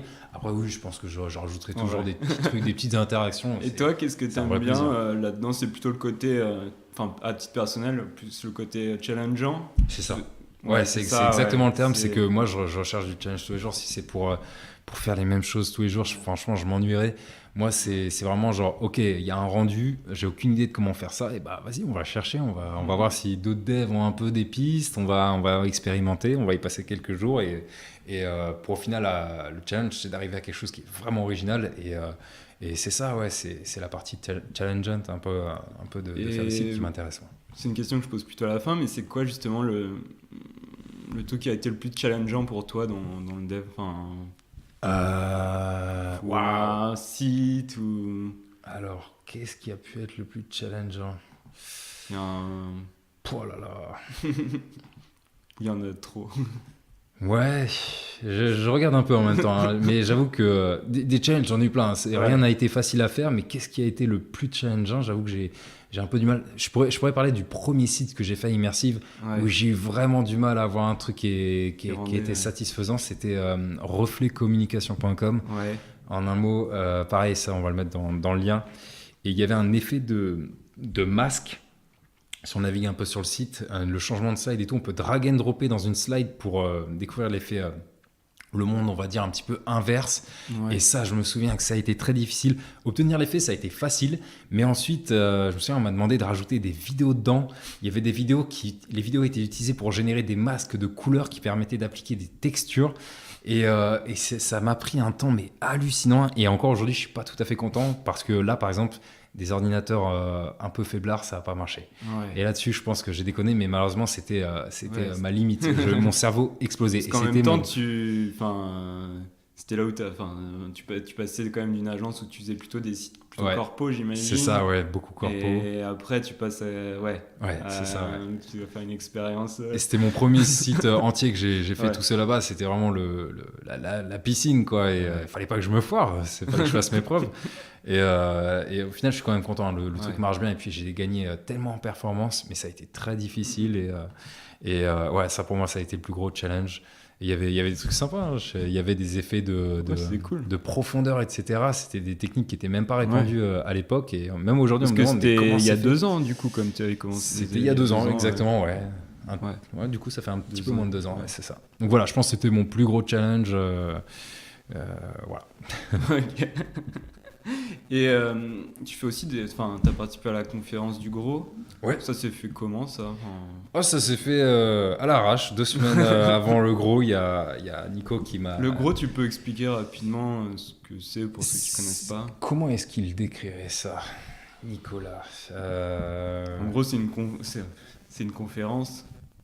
C'est des conférences, mais c'est un peu plus parce qu'il y a aussi des ateliers et il y a des petits stands aussi. Globalement, c'est orienté digital, orienté dev, mais pas que. C'est du dev créatif, du dev artistique. Donc des fois, il y avait, je pense, des parties qui étaient juste artistiques. Malheureusement, j'ai pas pu assister aux conférences parce que parce que je préparais la mienne. C'était à la toute fin et je suis dégoûté parce que j'ai vu certains des speakers que j'adore et que j'avais trop envie de voir et malheureusement, j'ai pas pu voir. Il n'y a pas eu beaucoup d'enregistrements. Donc, justement, il y avait qui? Il y en avait un. Il y avait Matt Deslauriers, il y avait j'ai en tête là, malheureusement je connais leur taf mais pas leur nom. Il y a ça on peut les retrouver sur le site du Gros, GROW, pareil, on mettra dans la description. Ouais. Et globalement c'est ça, c'est du dev créatif, des orienté créatif, pas que dev, beaucoup de design et tout, bref, ça mélangeait tout ça. C'est organisé par Nicolas Bardot, je dis au présent parce que j'espère qu'il va continuer l'année prochaine. C'était sa 2e année du coup. Et c'était au Ground Control, enfin pas que, il me semble qu'il y avait une autre partie du gros qui était ailleurs. Et ce qu'on a fait, c'est qu'il m'a contacté, je crois, 2 semaines avant pour me demander de présenter. À la base, je crois que c'était lui qui voulait présenter, mais en fait, il n'avait pas le temps. Il était complètement accaparé par l'organisation du gros. Il m'a demandé tu serais motivé pour présenter avec Immersive Garden. J'avais pas du tout le temps, du coup, j'ai dit oui. Voilà, classique. Et du coup, j'ai préparé un truc. Ce qu'on a fait, c'est qu'on a présenté l'entreprise. J'ai proposé au patron et ils étaient partants. Et du coup, ils ont présenté avec moi. Eux, ils ont présenté du coup Immersive Garden, comment on fonctionne, etc. Ouais. Et moi, j'ai présenté le site The New Mobile Workforce. Ouais, justement, je voulais en parler de ce site. Un de nos sites pareil qu'on a fait et qu'on a adoré faire, c'était pour qu'on appelle ça la cohabitation entre Citrix et Red Bull. C'est pas cohabitation le terme, c'était le collaboration voilà entre Citrix et Red Bull dans le cadre de la Formule 1, et il fallait un site pour présenter leurs nouvelles techniques avec ils ont mis en place plein de choses pour améliorer leur collaboration justement. Alors là, c'est du gros WebGL et tout. Et, tu peux le décrire rapidement le site pour ceux qui... Ouais, bien sûr. Du coup, c'est des espèces de scénettes qui sont à la base des scènes, des images 2D qu'on a transformées, qu'on a mises en 3D, et via des techniques de modeling assez poussées que justement j'ai présentées pendant le gros. Et chacune de ces scénettes permet ensuite de descendre on va dire dans la sous-partie du site. Pour chaque scène, il existe une sous-partie qui va décrire par exemple un des éléments techniques qu'eux voulaient présenter dans cette justement collaboration entre Citrix et Red Bull. Et chaque scène, donc c'est du WebGL, et chaque sous-scène, c'est du WebGL aussi, avec des techniques complètement différentes. Et sur ce site-là, je me souviens que j'ai développé des trucs que j'ai complètement squeezé parce que le client il a fait « Ah, c'est très joli, mais non, c'est pas réaliste, donc non, on n'en veut pas. » J'ai eu ce genre de réponse, c'est un peu frustrant, mais on comprend, c'est comme ça. Si ça correspond pas, ça correspond pas. J'ai vraiment perdu beaucoup de code, mais c'est pas grave, je pourrais peut-être un jour le réutiliser. Et voilà, on navigue dans les différentes slides un petit peu 3D comme ça. Et pourquoi j'en parlais à la base ? Je te demandais par rapport au gros, de quoi voilà, tu avais parlé. Ça, donc, Et du coup, il y avait pas mal de techniques assez obscures qu'on a mises en place sur ce site-là, et que du coup, je voulais décrire sur comment les utiliser. Justement, comment on a fait. Un des tricks que tu as utilisé qui est intéressant. Je crois que vous êtes parti justement, tu disais c'était des photos en fait. C'était juste des photos en 3D avec des sortes d'effets de. C'est ça, ouais. Là, parallaxe, c'est ça. Ouais, on rentre bien dans le cadre du client qui a des contenus et il nous fait confiance. Et c'est que dans ses contenus, il avait des photos. Il y avait de très belles photos. Il y en a qui de base étaient nickel, d'autres qu'on a un petit peu retouchées pour les rendre jolies. Et ces photos-là, via un long process, on les a sélectionnées. Et ensuite, c'est Damien, à nouveau, qui s'est occupé de les rendre en 3D. Comment est-ce qu'il a fait ? C'est qu'en fait, il part de l'image 2D. Il crée un modèle derrière cette image 2D, il plaque un modèle un peu bourrin, un peu grossier. Ouais. Il plaque ensuite la texture sur ce modèle. Donc tout ça, c'est ce que je décrivais justement pendant le gros. Il plaque ensuite cette texture sur le modèle. Et ensuite, on recrée la matière. Par exemple, imaginons qu'il y a une Formule 1 au premier plan. Si je plaque la texture sur la Formule 1, donc c'est bien, on a l'impression qu'elle est en 3D. Mais si on regarde derrière la Formule 1, là où il y avait normalement, je sais pas, le public, on va voir la Formule 1 qui est aussi plaquée sur le public. Donc c'est pas beau. Du coup, on recrée ensuite toute la matière derrière, le ciel, le public, la route, etc. Au final, on gardait quasiment rien. C'est ça qui était assez rigolo, c'est que il y avait que les petits éléments au premier plan, genre un casque, un bonhomme, une roue, un truc comme ça. Et ensuite, tout ça, on l'a importé dans le WebGL. Donc ça, c'était ma partie où je l'ai importé dans le WebGL. Et voilà, donc ça, c'était la technique pour... Ensuite, on rajoutait évidemment des effets, du post-process, etc. qui permettaient d'avoir un meilleur résultat. Donc ça, c'était la première technique que j'ai montrée. Et la deuxième technique que j'ai montrée, c'est la technique des matcaps. On peut la voir, si vous naviguez un petit peu sur le site, vous verrez qu'il y a un espèce d'engrenage. Alors, il y a plein d'autres techniques, mais c'est vraiment une sélection que j'avais dû faire parce que j'avais un temps limité pour le gros. On voit un espèce d'engrenage qui s'ouvre et qui présente ensuite les sous-engrenages. Et en fait, la texture, elle est assez cool. Ça donne un effet de métal. Et en fait, j'ai décrit comment on obtenait cet effet de métal de façon très très simple et très très performante. Ça s'appelle les matcaps, tout simplement. Il y a d'autres techniques pour arriver à ça. Comme on me l'a dit après le festival, c'est oui, mais pourquoi vous n'avez pas fait ça ? Pourquoi pas ? On aurait très bien pu faire ça, mais celle-là, celle que je l'affectionne particulièrement parce que dans le cadre de cet engrenage, c'était la plus optimisée et la plus légère. Au final, c'est juste une image d'une boule. Et sur cette boule, il y a les reflets, la lumière, les ombres. Et en fait, on utilise cette image. Donc, c'est pas une boule, c'est vraiment une image. On utilise cette image pour plaquer une texture sur la forme 3D, donc la forme de l'engrenage. Et selon, par rapport à la caméra, où est la face de chaque forme, on plaque une partie de l'image, une partie du pixel de l'image. Et en gros, c'est très dur à décrire comme ça, sans les slides que j'avais pour le gros. Et en fait, ça permet d'avoir cet effet de métal ou d'autres effets. On peut avoir de la terre glaise, on peut avoir de la boue, des choses comme ça. Vraiment, on peut avoir tout plein d'effets, mais de façon très performante et très réaliste. Et au final, le client était très content parce qu'on lui avait montré une maquette avec l'engrenage qu'on avait fait en rendu Blender, vraiment c'était très joli, et on se dit oh là, ok, maintenant il faut faire pareil en WebGL. Le WebGL c'était exactement la même chose, il n'y avait aucune différence entre la maquette et le rendu que le client avait vu. Il a vu, il a fait oh bah oui c'est très bien, c'est conforme. Il ne se rend pas compte que derrière on a bossé pendant longtemps, mais il était content parce que c'était exactement le même rendu. Donc ça c'était cool, voilà. Donc c'était les deux techniques que j'ai présentées durant le gros. Cool. Peut-être on peut les retrouver en plus sur Internet. Non, je l'ai tweeté, si. À la limite, on le mettra peut-être dans la description, au pire, en fouillant un peu dans mes tweets. Le problème, c'est que sans la présentation, ça fait un peu vide. Mais ouais, effectivement, j'ai développé deux genres de mini-sites qui me permettaient de présenter ça parce que juste des slides. Développer, c'est-à-dire. En fait, juste un PowerPoint, ça aurait pas marché, quoi. Donc, j'ai développé un petit truc interactif que j'ai utilisé pendant la conférence pour pouvoir montrer justement de façon interactive où je pouvais tourner autour du modèle, ce qui permettait de voir notamment ce que je disais tout à l'heure lorsque je disais que lorsqu'on plaque la Formule 1 dans le public, du coup il manque le public, il fallait le recréer, tout ça. J'ai créé un petit site interactif qui permettait de voir qu'effectivement il fallait recréer la matière à tel endroit, etc. Donc, voilà, c'est ça. Et puis je monte des matcaps et je change la texture de matcap, je change le modèle, ce qui permet de bien comprendre le truc, quoi. Donc voilà, mais après sans les explications ça fera peut-être un peu creux, mais oui, pourquoi pas, on le mettra dans les descriptions ou sinon sur mon Twitter. Et voilà. T'as d'autres projets dont tu voudrais parler, ou ça c'était quand même je pense que c'est deux des gros projets. Ouais, effectivement, ça c'était les deux principaux projets dont je voulais parler. Il y en avait un autre, c'était chez Shirecat, donc on en a parlé aussi. Et non, en fait c'était les trois projets que si j'avais dû en présenter, ça aurait été cela. Cool. Et tu fais des projets perso aussi, j'ai vu sur ton GitHub Kepler. Kepler, ça c'est un truc. J'avais une problématique en fait. Je suis particulièrement fier de Kepler parce que j'y ai passé beaucoup de temps et a priori ça fonctionne. C'est que j'avve une problématique à Ethic, là où je donne les cours, c'est que j'ai commencé à donner des cours, ils étaient 80 si je dis pas de bêtises, ce qui fait déjà beaucoup. C'était par groupe, il y avait 2 groupes, donc ça faisait des classes de 40. C'était pas évident. Et maintenant ils sont 110. Donc c'est encore plus. Et le problème, il est classique, de toute façon, quand on a une classe avec beaucoup de gens, c'est que les étudiants ont du mal à rester concentrés sur le code. Et je leur en veux pas, hein. C'est quelque chose qui malheureusement arrive, c'est qu'on est très nombreux, on est loin du projecteur, on voit pas le code. Ouais. Et moi, il suffit que je fasse un peu de code qui commence un peu à se compliquer, je scroll, et là, il y en a qui lèvent la main, monsieur, vous pouvez remonter, et d'autres, non, moi j'avais déjà copié et tout. Bref, très souvent, ce qu'ils font, ils demandent même pas, c'est qu'ils abandonnent. Ils abandonnent parce qu'ils veulent pas déranger les autres. Enfin, c'est compréhensible. Et puis, c'est loin, il faut plisser les yeux, ils ont la flemme. Ce que j'ai fait, c'est que j'ai développé Kepler. Kepler.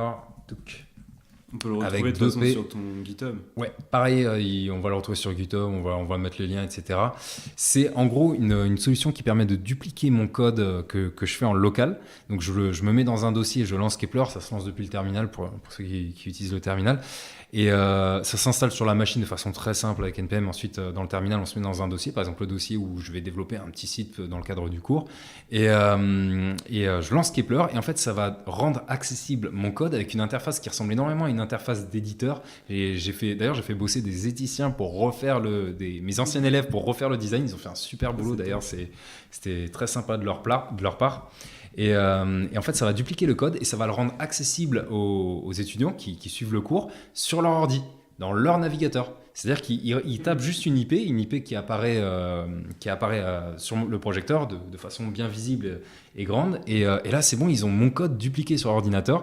Ils ont des outils qui permettent de facilement le copier, qui permettent de voir l'historique de chaque fichier, avec quels changements ont été faits. Ils peuvent naviguer entre les différents trucs, ils peuvent télécharger tout le projet, ils peuvent prévisualiser les images, etc. Et tout ça, ça leur permet de suivre plus facilement. Si à un moment ils sont perdus, voilà, il en est où, voilà, c'est quel fichier ça, je sais pas du tout. Ils regardent sur Kepler, ils voient les 2-3 changements que j'ai fait à la fin. Éventuellement, s'ils ont la flemme, hop, ils copient vite fait le fichier pour revenir au moment où j'en suis, et c'est bon, ça marche. Et dès que je fais une modification, hop, tout le monde la reçoit sur son ordinateur. Ah ouais, donc tu l'utilises vraiment. Je l'utilise à chaque cours. Et quand il marche pas, s'il y a un problème, par exemple, il y a pas de réseau, un truc comme ça, je suis embêté, quoi. Et par rapport justement par rapport au cours, c'est quoi pédagogie, enfin ton approche justement de la pédagogie, j'imagine c'est par la pratique. Ouais, évidemment, c'est que de la pratique.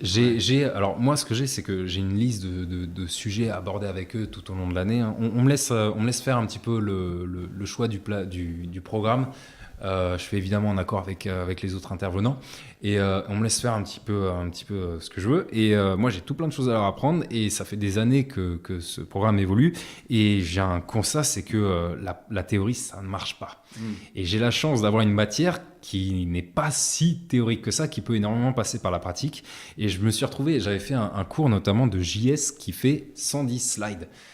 110 slides, t'imagines, ça fait beaucoup et il est ultra complet, il permet d'avoir toutes les bases JS, mais ça marche pas.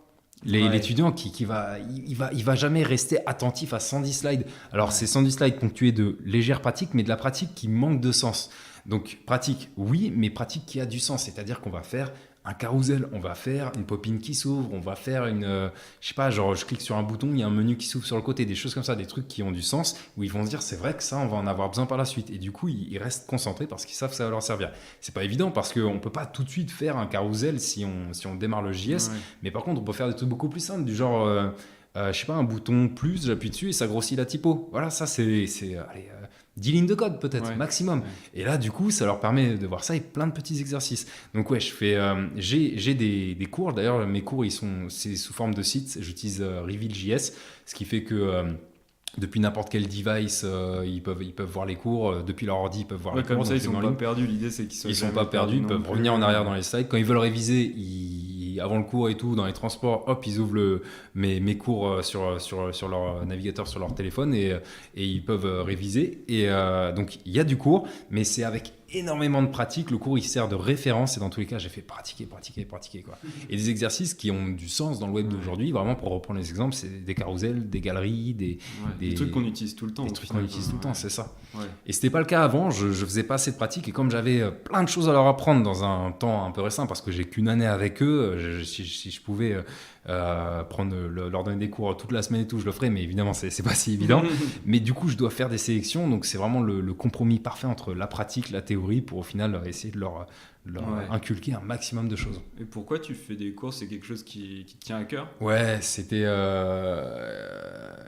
en gros, globalement, c'était que on avait de bons intervenants, mais j'avais quand même une frustration parce que la plupart de ce que j'ai appris, je l'ai appris tout seul.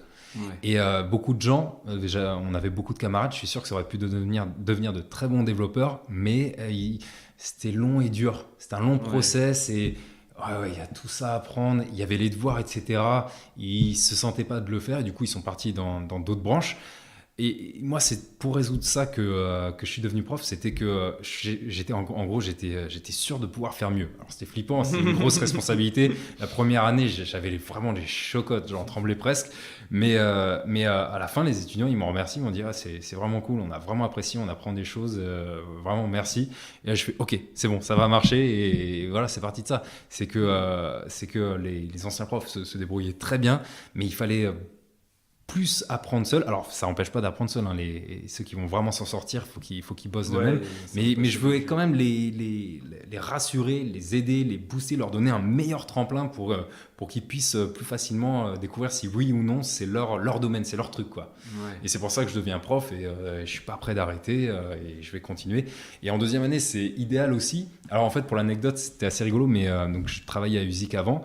Et l'ancien prof de dev que j'avais eu, donc quand on était en deuxième année, justement, je crois, il me semble, c'était à la fin de la deuxième année. Du coup, toi, tu l'as pas connu, ouais.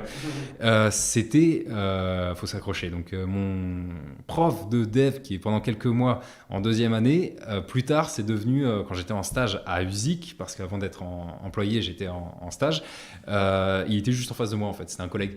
Donc mon ancien prof, c'était un collègue, et en fait il commençait un peu à en avoir marre, il était un peu fatigué de donner des cours, et je lui fais mais moi je suis motivé, j'ai envie de le faire. Il fait ah ouais, bon bah il a appelé le directeur, il a dit qu'il arrêtait, après moi j'ai appelé le directeur, j'ai dit que je voulais, ça tombait juste pile poil.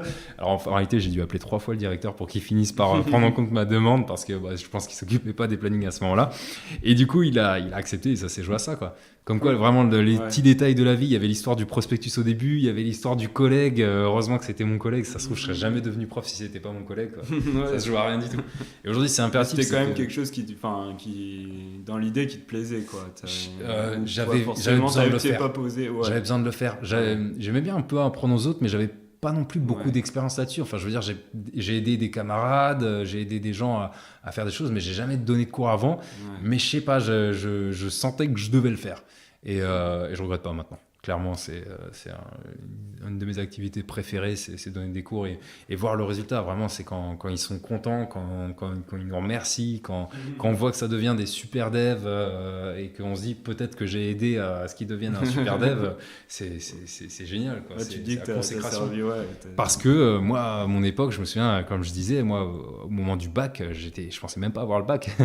Voilà, et je me dis, à cet âge-là, quand on commence à devenir adulte et tout, et si on n'a pas une vocation, un truc qui nous motive, mais on finit mal, quoi. On ne sait pas quoi faire de notre vie. C'est bête. Et donc, il faut créer ces vocations-là. Et c'est pour ça que je suis devenu prof. Et c'est pour ça que j'incite d'ailleurs tous ceux qui ont envie de tenter l'expérience, de se rapprocher des écoles et de dire j'aimerais bien donner des cours. Il faut essayer. Et peut-être même que ces gens-là vont trouver une vocation dans le fait de transmettre et de donner des cours. C'est clair. Et comment tu arrives à concilier justement tout ça, parce que tu fais pas mal de choses, donc tu fais de la formation, tu fais tu travailles quand même immersive, le freelance, du free et tu as des projets perso. Comment tu concilies tout ça? Moi je trouve que ça rentre, mais c'est vrai qu'il y en a qui me disent mais c'est pas possible, comment tu fais, tu dors pas? Moi je dois dormir peut-être 7 heures par nuit, un truc comme ça. Je sais pas. Disons que déjà par exemple, je perds pas du temps sur des activités qui m'apportent vraiment rien, genre la télé. J'ai pas de télé, je regarde jamais la télé. Pour moi, c'est niette, c'est juste pas possible. Je joue aux jeux vidéo. Ça, c'est un truc, ça peut être considéré comme une perte de temps. Ça m'apporte quelque chose, évidemment. Je suis content de jouer à des jeux vidéo. Ça m'apporte aussi quelque chose parce que je vois des trucs, ça me donne envie de les reproduire. Mais bon, ça reste un peu léger. Après, c'est la distraction. Et sinon, c'est juste que je vais pas rien faire de ma soirée. Tout le temps, j'ai une to-do mais hallucinante d'outils à développer, de cours à préparer. Là, j'ai 110 partiels à corriger, par exemple. Et dès que j'ai du temps libre, c'est bon, allez, on va corriger les partiels, hein, c'est ça. Puis les clients en freelance, parfois, il faut revenir le week-end pour travailler à Immersive. C'est assez rare, mais des fois, il y a un impératif pour lundi. Ok, on revient et c'est juste que j'optimise tout ça. J'ai une moto, ça me permet de me déplacer plus vite. Et tu fais du sport aussi? Je fais du sport aussi, pas assez depuis quelques temps là, mais effectivement, j'aime bien faire de la boxe. J'adore la boxe. J'en fais plus assez en ce moment, surtout depuis que j'ai un chien, malheureusement. Pareil, dans le genre activité, ça prend trop de temps. Pas autant qu'un enfant, mais je pense qu'on n'est pas très loin. C'est une bonne expérience en tout cas. Et non, comment je fais pour assembler tout ça? En vrai, il y en a qui dorment peu. Je sais qu'il y en a qui se disent si je veux tout faire, je dors peu, mais en fait, ils se rendent pas compte qu'ils perdent en efficacité. Et ils se retrouvent à avoir la flemme de faire des choses, arriver au soir, ils se retrouvent à être moins efficaces pour résoudre des problèmes. Il y a un exemple qui est très simple et que tous les développeurs finissent par découvrir, c'est j'ai un bug, je veux pas partir tant que je l'ai pas corrigé, et on essaie pendant 1 heure, on n'y arrive pas. On rentre déçu, on dort un œil ouvert parce qu'on pense au bug. Le lendemain, on arrive déjà un peu plus reposé et là, on règle le bug en 5 minutes. C'est hallucinant. Et ça, c'est ridicule. Mais ce qu'il faut comprendre de ça, c'est que c'est juste qu'on était fatigué. Quand on est fatigué, notre cerveau, il tourne au ralenti. Et il faut faire des vraies nuits.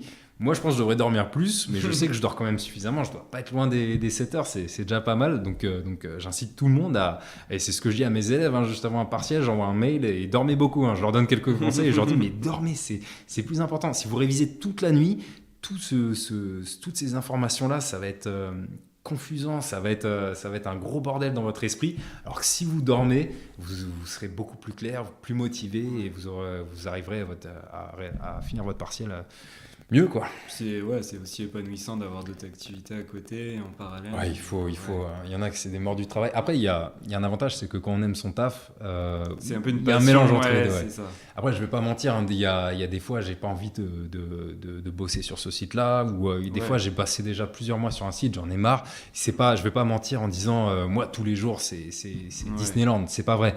Mais le but, c'est de tendre vers ça, c'est de tendre vers un job, tout le monde doit faire ça, c'est tendre vers un job où le matin, on n'a pas la flemme de se lever, où on est content de ce qu'on fait. Quand on fait le bilan, on se dit « Ah, c'était vraiment cool et tout ». Si une personne considère que son taf est chiant, il faut changer de boulot parce que son taf, la personne va finir par mal le faire et puis même la personne ne va pas être heureuse. Ouais. À moins que ça prenne que 4 heures par jour, à ce moment-là, on peut faire autre chose. Hein, mais ouais, il faut avoir un minimum de passion et si ce n'est pas le cas, il ne faut surtout pas s'enterrer. Ça, c'est quelque chose que j'avais tendance à faire. D'ailleurs, c'est un autre conseil que je donne, c'est de jamais s'enterrer. Moi, avec Uzik, j'avais commencé à m'enterrer. C'est-à-dire que c'était plus intéressant, mais bon, j'avais mon petit salaire tous les mois, ma petite augmentation, les copains, les collègues et tout.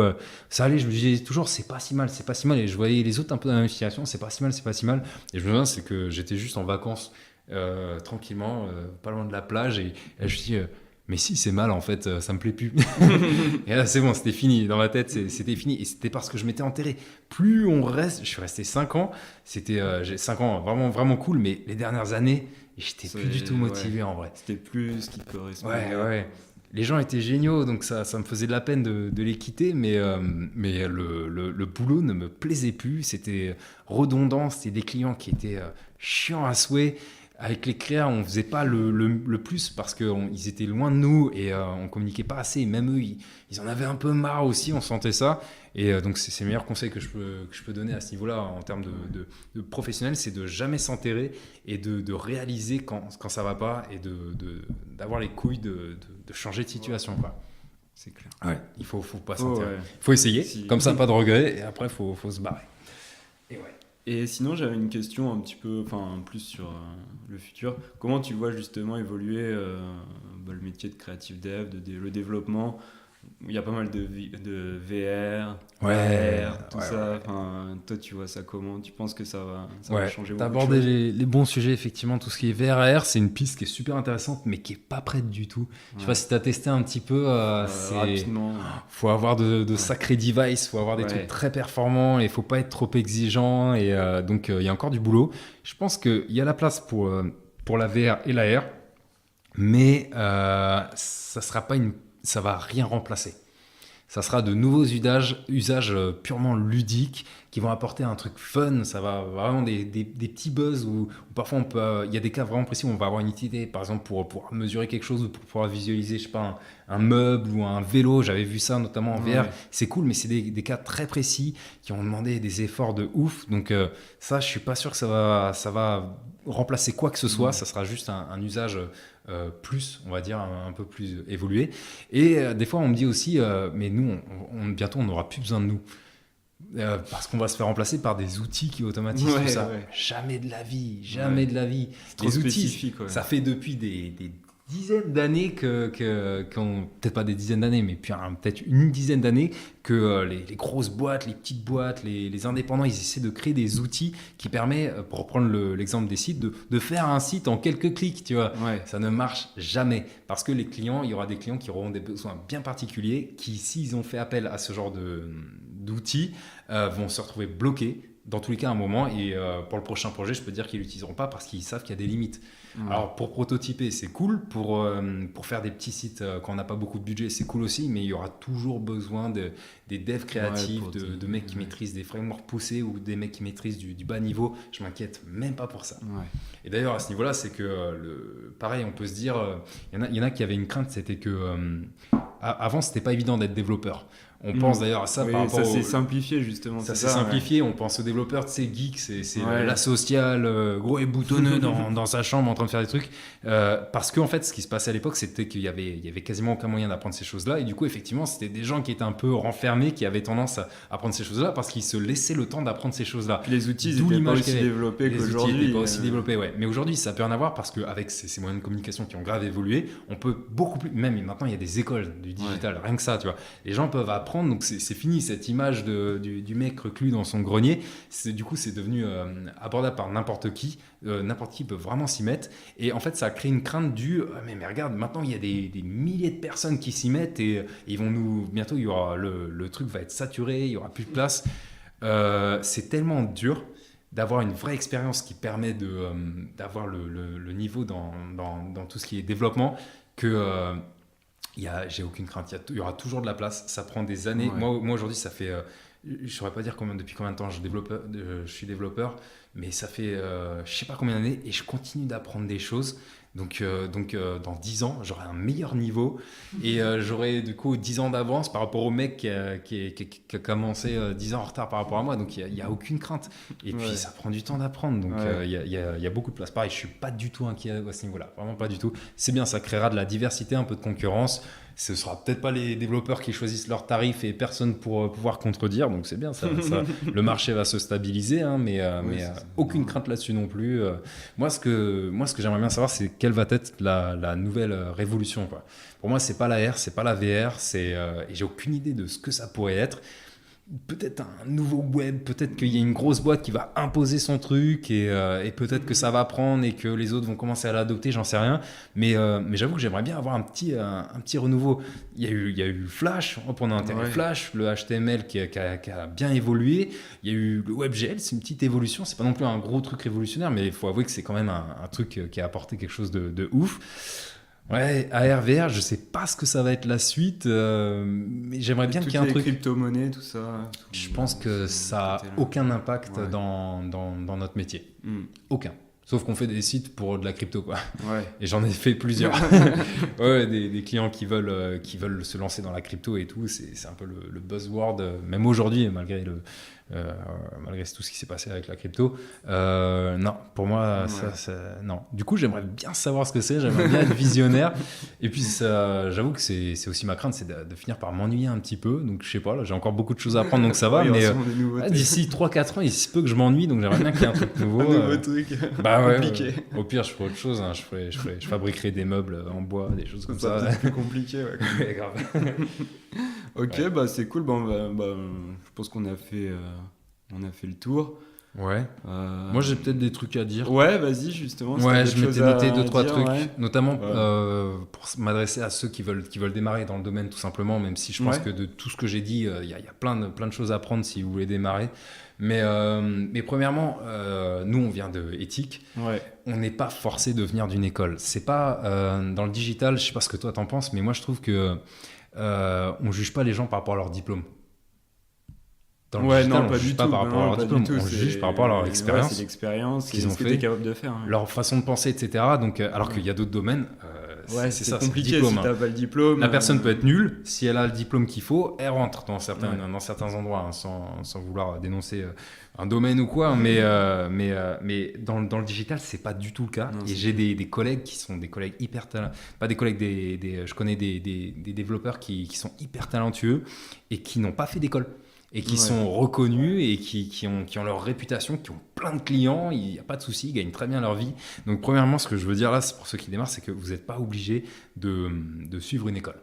Après, l'école permettra de faire un super tremplin. Il y a Ethic, il y a Gobelin, il y a encore d'autres écoles, ça pullule vraiment. Il y en a plein qui se créent, c'est bien, du coup elles sont en concurrence, ça fait qu'elles veulent toujours donner le meilleur aux étudiants et former des gens performants. Et donc c'est cool, si une école, ça reste une très bonne solution, mais c'est pas obligatoire. Ensuite, c'est ça, c'est que apprendre seul, c'est devenu facile parce qu'il y a plein de tutos. Faut pas rechigner à dépenser quelques euros pour un tuto. J'en vois, ils se rendent pas compte de l'intérêt de... Alors, il y a un tuto à 30 euros, je vais essayer de le télécharger, il n'y a pas de torrent, je laisse tomber. Le tuto, il va lui apprendre quelque chose qui va lui permettre de gagner des milliers et des milliers d'euros par la suite. Ça va, 30 euros. On emprunte à papa, maman, on leur fera un joli cadeau pour Noël. Et voilà, donc il y a plein de ressources en ligne, il faut prendre le temps de les chercher. Il y a plein de gens qui posent la question sur les forums, etc. Il suffit de vérifier ce qu'ont demandé les gens. Et puis voilà, au pire, vous me demandez. Et selon ce que vous voulez apprendre, moi, je vous dirai si j'ai des ressources à vous donner. Hein. Ensuite, c'est de pratiquer. Il faut pratiquer seul, il ne faut jamais se contenter de ce qu'on nous apprend. Faut prendre des risques. Un client qui veut un truc qu'on n'a jamais fait, allez, on se lance. Au pire, on se foire. C'est pas la fin du monde. Le site, il aura son site un peu plus tard, ou alors il sera pas complet.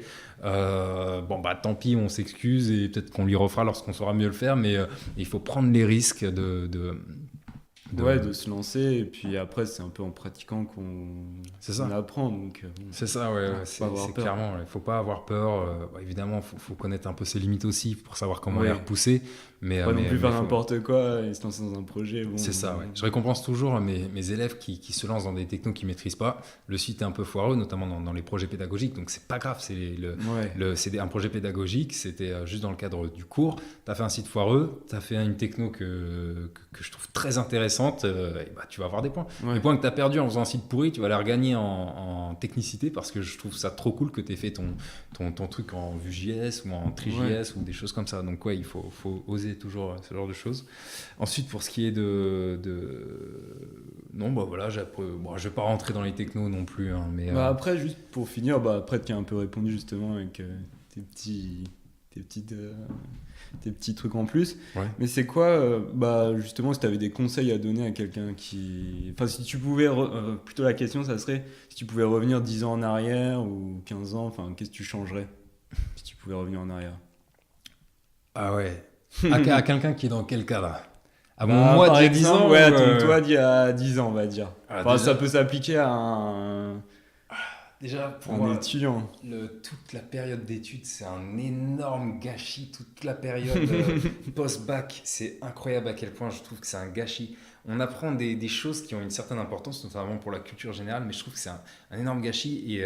Et les gamins qui sont au collège et au lycée, il faut qu'ils cultivent des activités beaucoup plus variées que ce que met à disposition la civilisation finalement, pas la civilisation, mais bref, leur cadre, et qui commencent tout de suite à tester des techniques, faire de la vidéo, enregistrer des musiques, des choses comme ça, parce que moi je me rends compte que j'ai pas du tout utilisé, moi je faisais les devoirs parce que les profs demandaient, en général je les faisais même pas, et je rentrais chez moi, je jouais aux jeux vidéo, et j'ai envie de revenir en arrière, de me mettre une grosse claque et de me dire mais c'est pas ça, tu vas passer à côté de quelque chose. J'ai eu beaucoup de chance, clairement, d'avoir découvert éthique et d'avoir découvert ma vocation tout juste à temps. C'était un énorme coup de chance, et malheureusement je pense que beaucoup de gens n'ont pas ce coup de chance. Donc moi c'est ça, si je devais revenir 10 ans en arrière, je me mettrais une grosse claque et je me dirais fais des trucs toi-même. Il y a 10 ans j'étais déjà éthique, encore avant et c'est de se bouger, parce que je trouve que tout ce qu'on apprend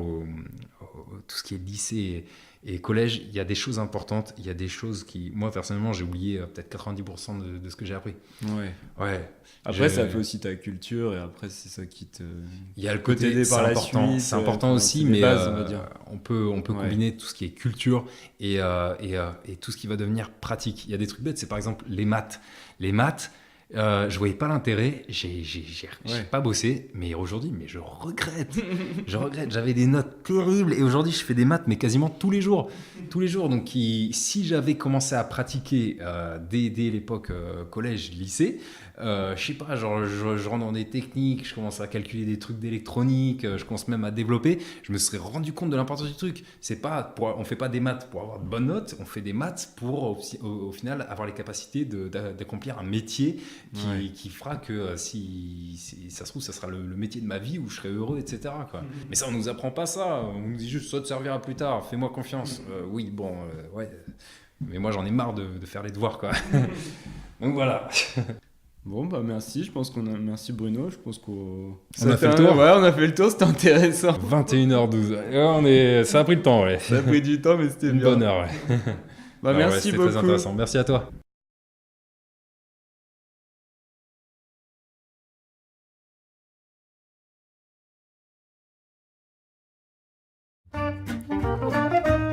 Merci d'avoir écouté ce podcast jusqu'au bout.